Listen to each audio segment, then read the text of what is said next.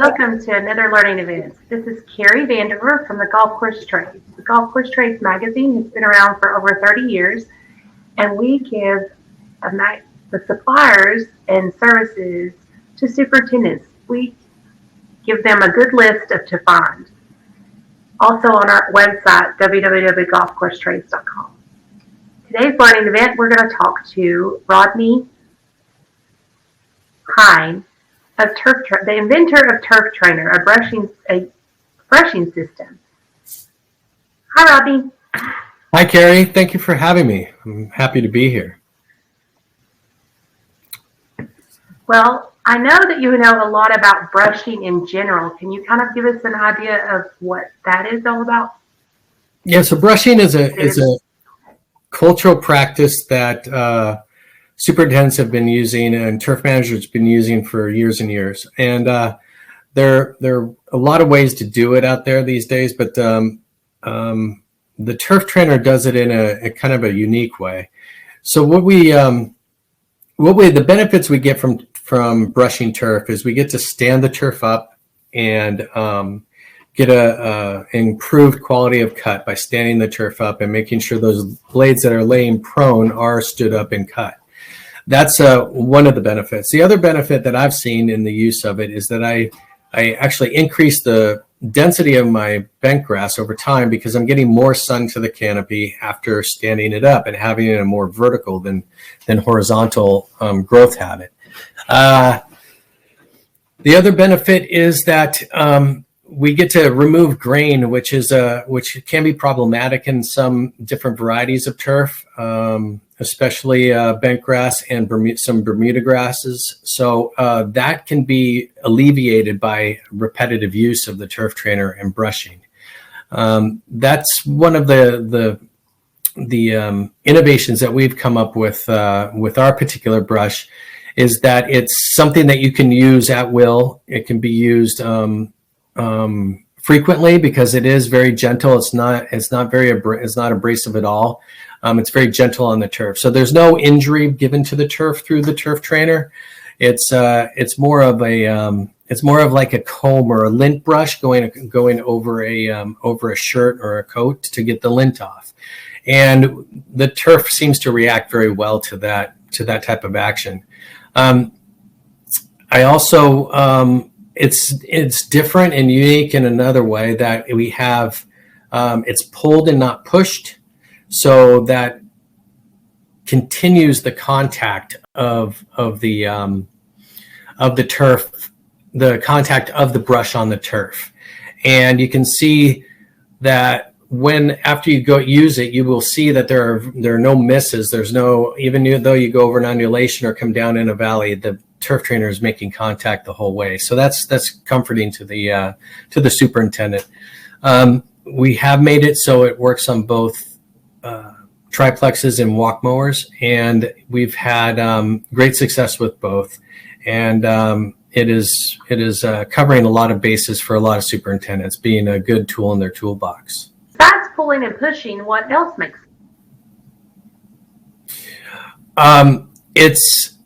it can be easily removed. So there is a channel that is permanently affixed to the bucket, and then the mat itself can be removed. So if you're going up and back on the directions on a green, for instance, and you don't want to use a brush on the collars that they have, or near on the cleanup pass to the collar, you can remove the brush easily and do your cleanup pass and then move on to the next green, reattach it easily, slide it into the channel, and then off you go. So that's quite unique for this. It's there's no moving parts, so there's no adjustments or anything. You mount it, you put it on, you go, and you forget about it. So that's those are a couple of the unique aspects of it. So I think there's a couple of videos that show this in action. Yes, please, could you pull those up?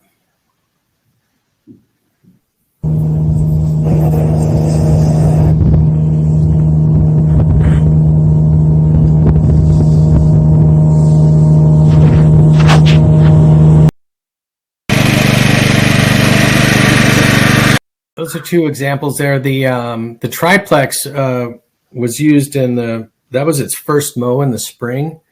And it was very advantageous to us because we were able to pull up some of the desiccated material from the winter and be able to clip that and collect it. And it really stimulated the turf to come out of the spring pretty quickly.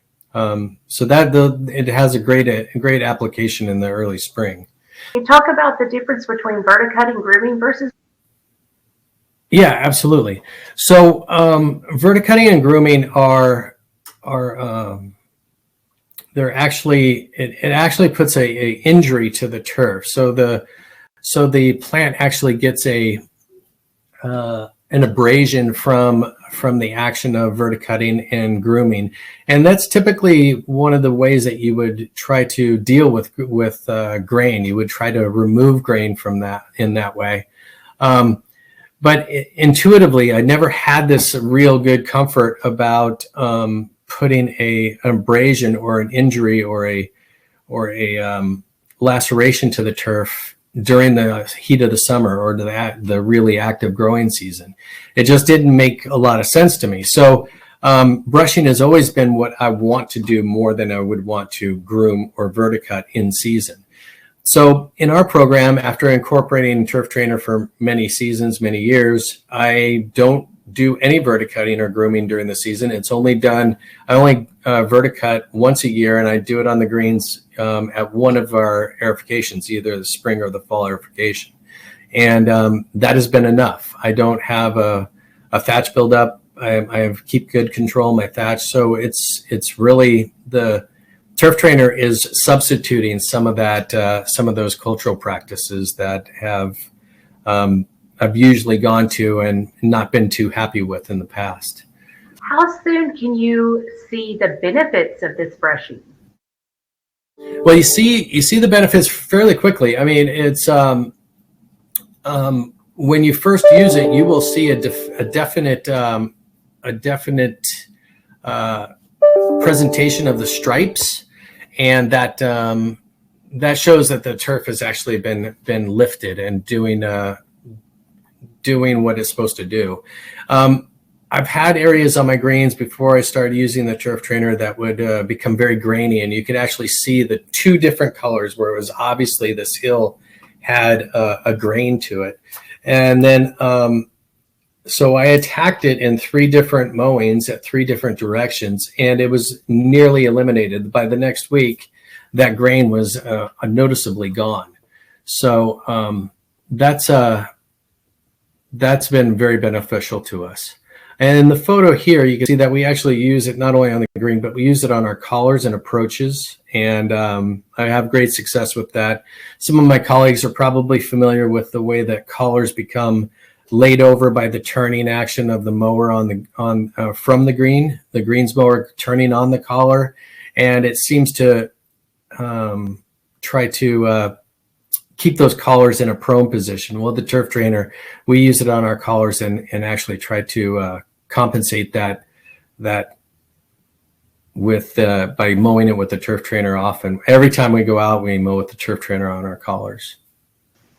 Well, if you notice, there's Dennis in the chat box is asking about can the TurfTrainer be able to mount on a Jacobsen Eclipse Triflex or just John Deere's Triflex? That's a good question, Dennis. So we have over time been able to go through all the models, and we have them adapted for all models of John Deere, Toro, and Jacobsen, and we even have it on Baroness in the Midwest, a customer of ours. So yes, the Eclipse, we do have a model set up for it for that particular triplex, and it works very effectively on triplexes. Some triplexes, like the one you saw in the video, only take 2 in the front because the bucket or the unit that is underneath the driver or underneath the seat of the driver is usually a tight space. Toro, both of their triplexes, the 3100 and the 3300, they take 3. There's plenty of room. They've provided plenty of room. that Jake that you're talking about, the Eclipse, is 2, so it'd be 2 out in the front, and they overlap and cover the back unit. And actually, the new John Deere 2700 takes 3 as well. So yeah, we've gone through all the trials and tribulations and re-engineering and modifying for all the models, which has been very interesting. As you can see, as everybody knows, buckets aren't the same from model to model, or even within the same make. So Toro has different buckets for their different models. It's been a challenge, but it's been fun. We've been able to overcome it. Does the TurfTrainer work on all types of grasses? Yes, it's great with all types of grasses. We have it not only across the country, but in a couple different parts of the world. We have it in Australia. We have it in the U.K. But it is, and it's nearly, I would say 2/3 of the customers are above the Mason-Dixon line, and the other third are below. And I'm having great reviews and happiness with the use of it on Bermuda grass, especially the ultra dwarf Bermuda grasses, and zoysia. I have some zoysia customers as well, and they're very happy with it. Adam has a good question here. So Adam, yeah, so that was one of the things we jumped on very quickly. So the question is, even with the buckets raised, does going in reverse on a triplex affect the TurfTrainer mats? Well, no, we've solved that. If you could imagine that we have a buckles that come up on the side that are attached to the mat. So when the unit is raised for transport, the mat is hovering or just below the bucket. So what that does is it keeps that when you back up, it's not going to catch the turf. So it's actually above the turf. Then when you go forward and you start to mow again, when the units go down, then the buckles will no longer be holding it up. Then just the use on the contact of the mat is continuing. And then when you pick them back up, the buckles on each side hover that mat above the turf again. So I hope that covers your question. Dew suppression by Matthew Wharton. Matthew, yeah, I don't know about suppression, but what it does do for us is when we have a very dewy day, it knocks that dew down right in front of the mow, and we end up with a better cut because of that. Not only because of raising the turf, but also getting that dew, that heavy dew, out of the way, and we end up with a cleaner cut because of that. So I do see a benefit there. We've got some great questions. That's wonderful. I think that's all of them right at the moment. But I have a question. Sure. How often should a superintendent use this brush? Well, that's the fun thing about it. So I can speak for my experience and then some of my customers' experience. I started off obviously in the development of it on our course, and I would use it one day or so a week, and then I started using it more consecutively, and that's what I described before, of trying to be able to take the grain out by going at 2 to 3 directions within the same week. And I just started developing more and more of a comfort level with it, and then so typically you start to end up in kind of a program or a system, and I was doing. Typically, what I can count on is about 2 times a week in the front of the week, and then at the end of the week, I did not use the TurfTrainer, but I did it at the front of the week, and it would I did it well into the summer. So that was the beauty about this, is I felt more comfortable of doing brushing, in hotter months, but obviously, if it was absolutely like hot as Hades out there, I'm not going to brush. I'm not going to do much to the turf. But I felt more comfortable of using the TurfTrainer in the warmer days of the summer, and that gave me a better product. So that's it. That's kind of that. You kind of develop your own system with your turf of how often you want to do it, but you can do it. It's gentle enough to use 3, 4, 5 times a week if you choose. Well, it looks like Adam has another question. Does grooming help alleviate algae problems by allowing more light to get through the canopy? That makes sense to me. I think that anything that kind of opens the canopy and gets light to the canopy is going to be ultimately a benefit for the turf. The turf it desires light all year round, even the winter, I've learned. But at this time of the year that we're talking about, when you're actively brushing, anything that gets that penetration of sunlight in there is going to help. As far as algae, it would make sense that it would be helpful for algae, and the brush potentially could disrupt the algae a bit, that makes it vulnerable to drying out, which would be helpful in putting algae on its heels. Tell us about brushing after airfine. So yeah, this is something that I've come up with the TurfTrainer over time, and I've developed this system of aerification. I always pull a core when I aerify. It's either a 3/8 or a 1/2 inch core. And what I'll do is I'll top dress all my greens before I core aerify. Then I'll core aerify. And then I'll use a keystone drag mat and drag the cores and separate the sand from the chaff, so to speak. I remove the chaff. And this is all done in one day. And then I do my amendments. And then I will use the original green sweep, and I will go through the green and blow the amendments and the sand and try to get them worked into the holes. And that is the last step of my first day of aerification. The very next day, that night, I will do a heavy water on the greens, and then the very next day, I will come out with the TurfTrainer on our mower. I'll move the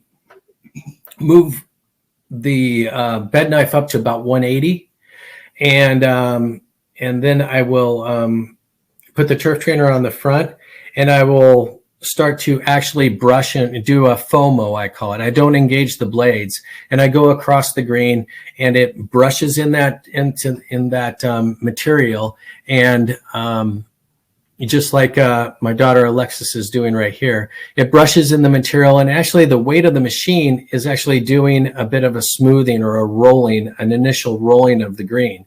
If I have time in the day and I have enough people, I'll try to do 2 directions in that first day.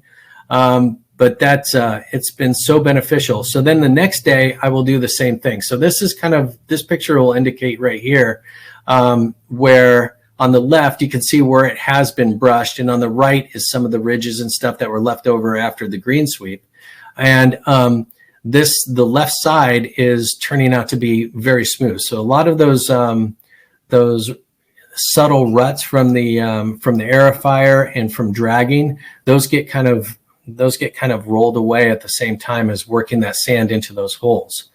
The very next day, I will do it again, and then I give it a day off. And then the green has a full day on the third day. Let's see, 1, 2, the fourth day that it will be, nothing will happen to it. And then come to the 5th day, I start to, I take the prism out there and I try to find where those long leaves, those leggy leaves of turf are standing up to. And if it's at, say, 140 or so, I will drop the reels down to 140, and that will be my first cut, but I'm still keeping the bed knife and the reel out of the sand. And I'm able to start to clip those leaves off so that they aren't getting the opportunity to get prone again. And that has worked famously for me.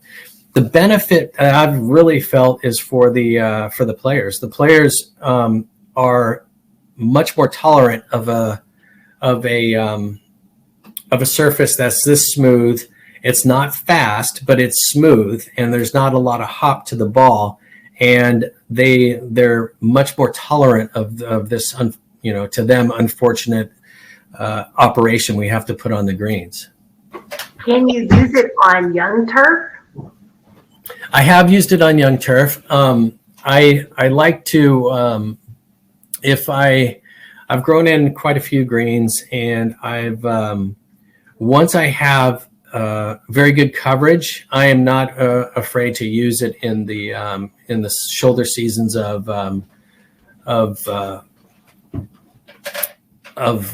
growing in the turf. So if it were, in June here in New England, I will use it on very young turf, seedlings that have established themselves with at least a 2-inch root system.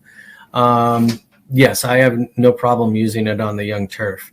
I wouldn't do that in the heart of the summer when that turf is just trying to get along, but young turf takes it very well, and it actually stimulates it to grow a little more, it seems like to me. Rodney, Chuck's comment says, Rodney, one of the main benefits I see is the Boston Golf Club method of aeration recovery by using the TurfTrainer in conjunction with raised mowing heights to avoid abrasion and sand pickup after aeration and top dressing. Yep. So that's how he's using your product. Yep. He and I, we've talked about this, and he sees the same results. Another thing that I use, I'm going to go back here a few slides, is that the very first thing I do in the spring is very much like I described in the aerification. Here it is. That's it. So this is just starting, just waking up this grain. This is our third grain. You can see there's no leaves on there. The white oak is still holding on to its old brown leaves. So this, I would say, is probably mid-April. Yeah, I would say mid-April, maybe the third week of April here. And the first thing I will do is take out the TurfTrainer and do my FOMO again. The reason I do that is that in the fall, the previous fall, I will put a heavy top dressing on all the greens. And I try to get that sand around the crowns just to protect the crowns from desiccating.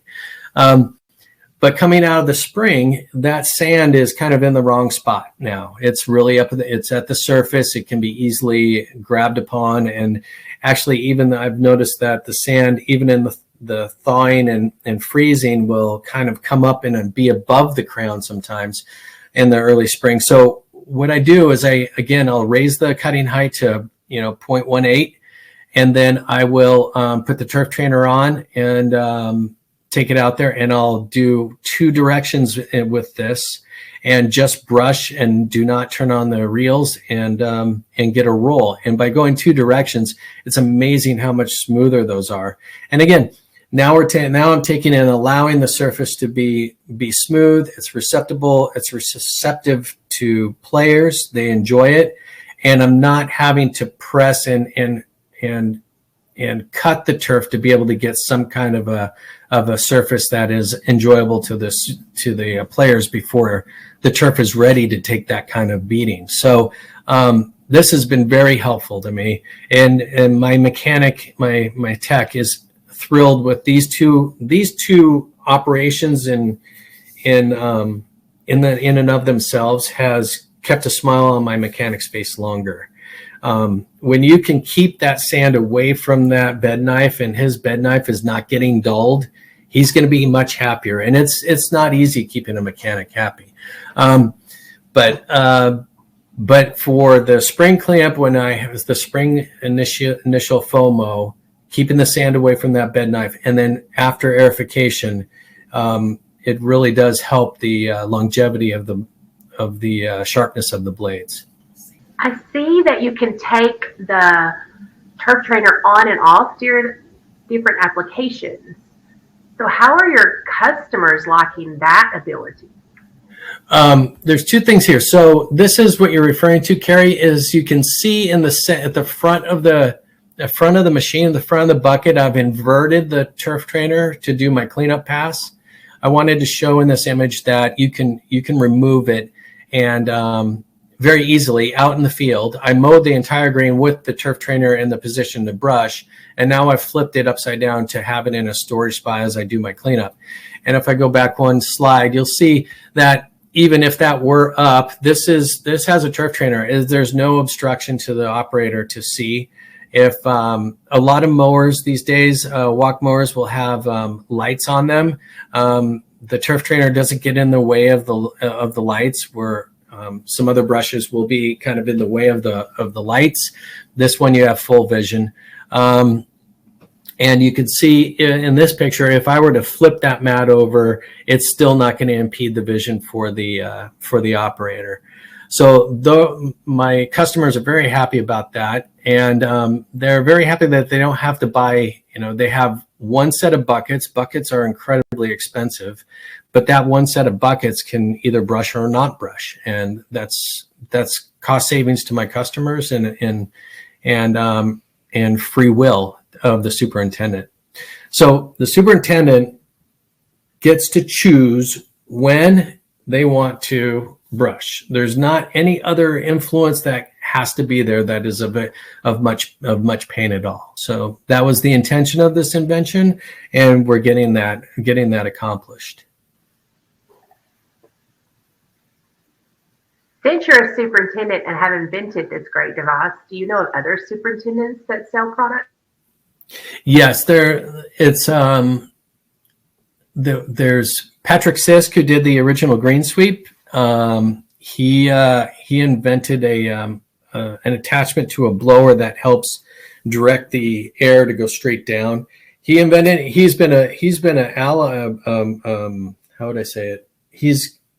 been encouraging to me to do this.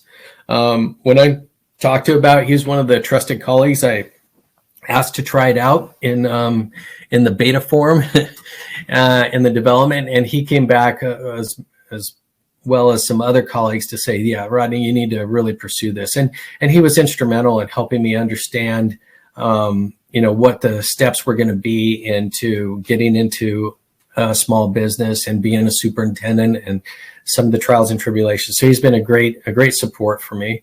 There's another gentleman out in Washington just came up with the spray caddy, which is a brilliant device. And he invented that. He's brought that to market. That's fantastic. Superintendents as a whole are really innovative people. We have to solve problems every day. And amen. And it's a lot of fun. There's some really creative people out there. And if this can help other superintendents take an idea and run with it, I highly recommend to do it. I'm so thankful that I've done this, because it's very easy for me just to get at the course and do my work. And because of the TurfTrainer, I'm much more social, and I get involved in talking with people. I talk with many more superintendents now and get to know them, and it's really been a very good thing for me. And we get to share other ideas. So the relationships are fantastic. I highly recommend to any other superintendent with an idea to pursue it and ask other people if they think it's worthy of being pursued. And that's what pushed me into doing this. Well, you've shared a whole lot of tips and tricks on how to use the TurfTrainer. Do you have any more? Because we've got some people asking. Let's see. Yes, I do.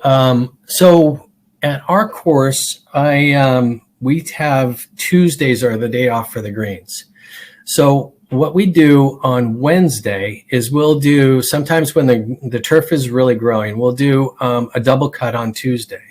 But the most effective double cut I've found recently is the up and back. And what I mean by the up and back, this is with the TurfTrainer, is that we go down many people know what I'm talking about. You're going down one way, you turn around, come back on the same pass, and then you go down, come back on the same pass. At the end of finishing that green, it's all going to be one color. But the yield and the effect on the grain on doing that operation is pretty significant. And it's been very helpful for us, because we're now able to, on a Wednesday, because Wednesdays can get busy, is we've been able to get basically 2-3 critical actions done in one operation. So we're getting it mowed, we're getting it double cut, and we're getting it brushed with that one mower and that one visit to the green. And That's what we really have to work with at Boston Golf Club, is that we have, logistically, it's not an easy course to get around. So what we try to do is we try to get as much done in one stop as we can. And the TurfTrainer helps us do that, helps us get stuff done with one stop. Yeah, I'm going to try to hook up with Steve. He and I have been texting back and forth, so we're going to hook up in San Diego and introduce ourselves to each other. Well, maybe you'll actually get to see me in person. That would be great, Carrie. I'm going to be there as well. Excellent.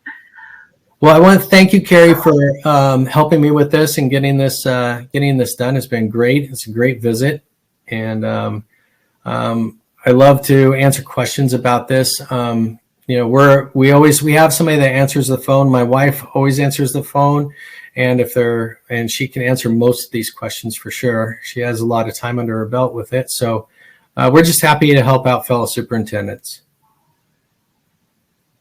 Well, and I bet they are very excited to know that it can be used in so many different ways for not just brushing, but for helping with airification and grooming, etc. I'm very impressed. And the fact that you can take it on and off is extremely convenient. Mm-hmm. We didn't want any pain with it. No pain.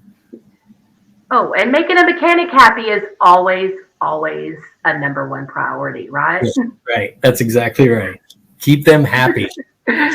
Keep them happy, because they have a whole lot of work to be done. They do. Well, I just want to tell the audience that this will be on YouTube later today on our Golf Course Trades channel, and we really appreciate everybody that's coming. Now, there's a full-length video on TurfTrainer's YouTube page, and we would like to exit with that. Everybody have a great day. Rodney, have a nice day. Hopefully see you at the show. See you at the show. Thank you, guests, for coming aboard. I appreciate it. Have a good day. You too. Brushing fine turf surfaces is intuitively an important cultural practice for me.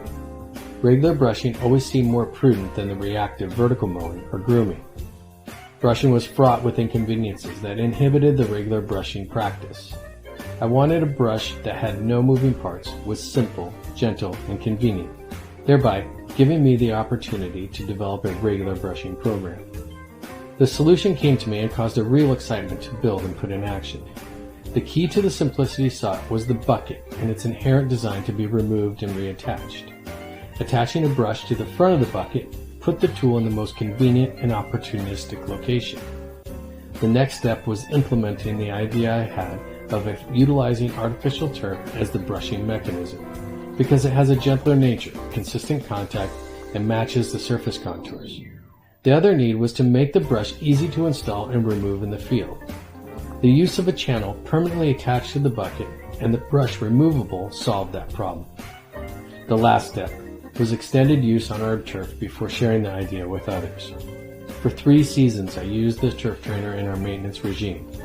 I discovered that the pulling action, as opposed to being pushed, made for a consistent action on the turf surface. In that time, I realized its versatility. Ease of use did indeed provide the freedom to brush when I wanted. I then reached out to trusted colleagues to try the invention and give feedback, all the while well into the patenting process. I received positive feedback from all who agreed to use it. The goals are accomplished, helping turf managers prepare their surfaces.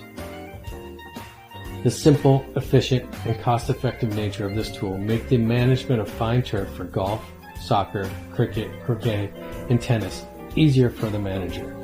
I am excited and determined to share the liberation this product will provide our industry.